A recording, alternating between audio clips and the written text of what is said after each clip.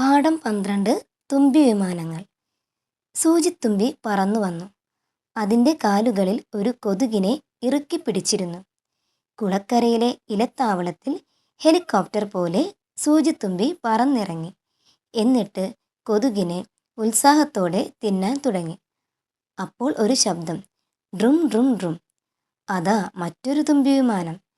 കല്ലൻ തുമ്പിയാണ് വരുന്നത്. കല്ലൻ തുമ്പിയുടെ ചിറകു തട്ടി സൂചിത്തുമ്പിയുടെ കാലിൽ നിന്ന് കൊതുക് തെറിച്ചുപോയി. എൻ്റെ തീറ്റ തട്ടിത്തെറിപ്പിച്ചോ? സൂചിത്തുമ്പിക്ക് ദേഷ്യം വന്നു. അത് ഫോൺ എടുത്ത് വിളിച്ചു. ഹലോ ഹലോ, കടുവത്തുമ്പിയല്ലേ? സഹായിക്കണം.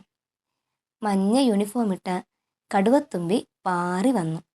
ഡ്രും ഡ്രും ഡ്രും ഡ്രും. കല്ലൻ തുമ്പിയുടെ പിറകെ പാഞ്ഞു. ഡ്രും ഡ്രും ഡ്രും ഡ്രും. സൂചിത്തുമ്പിയും പിറകെ പോയി. ഡ്രും ഡ്രും ഡ്രും ഡ്രും. പറന്നു ചെന്ന കടുവത്തുമ്പി വടിവാലുകൊണ്ട് ഒറ്റയടി. കല്ലൻ തുമ്പി ഒഴിഞ്ഞു പാറി. ഊഞ്ഞാൽ വള്ളിയിൽ തട്ടി വടിവാൽ ഒടിഞ്ഞു തൂങ്ങി. ഹോസ്പിറ്റലിൽ പോയി പ്ലാസ്റ്റർ ഇട്ട വാലുമായി കടുവത്തുമ്പി കുളക്കരയിലൂടെ പോകുകയാണ്. ഇതെന്താ തീറ്റ ഭക്ഷിക്കുന്നത്?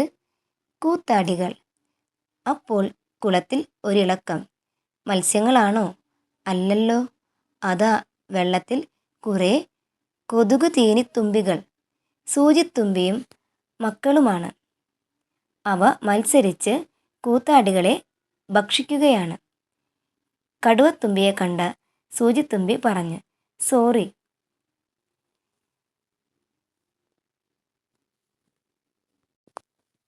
ചിത്രങ്ങൾ നോക്കൂ. ഈ 2 രംഗങ്ങൾ ചേർത്ത് കഥ പറയാമോ? കടുവത്തുമ്പി ഒരിലയിൽ വീണു. അതിൻ്റെ നിലവിളി ആരും കേട്ടില്ല. കടുവത്തുമ്പിയുടെ വാൽ ഒടിഞ്ഞു. അയ്യോ! കടുവത്തുമ്പി താഴെ വീണു.